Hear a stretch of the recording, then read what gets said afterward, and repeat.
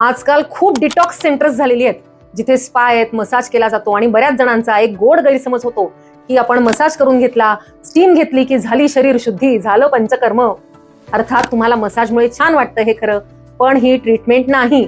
पंचकर्म तर त्याहूनही नाही. पंचकर्मामध्ये अभ्यंग म्हणजे स्नेहन आहे, स्वेदन आहे, पण ही फक्त पूर्वकर्म आहेत.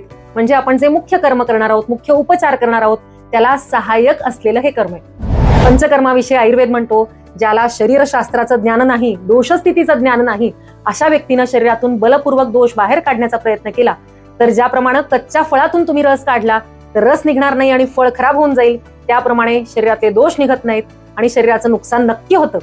म्हणून कुठल्याच फॅन्सी नावाखाली मेडिकल बॅकग्राऊंड नसलेल्या व्यक्तींकडून पंचकर्म किंवा कुठल्याही ट्रीटमेंट प्लीज करू नका. शरीरशास्त्र आणि आयुर्वेद खूप सूक्ष्म पातळीवर समजून घेण्याचं, अनुभवण्याचं शास्त्र आहे. फक्त रिपोर्ट्स नाहीत, तुमच्या शरीराची स्थिती, तुमचं वय, अग्नी, प्रकृती या सगळ्यांचा सारासार विचार करून, अभ्यास करून योग्य उपचार करणाराच खरा वैद्य आहे.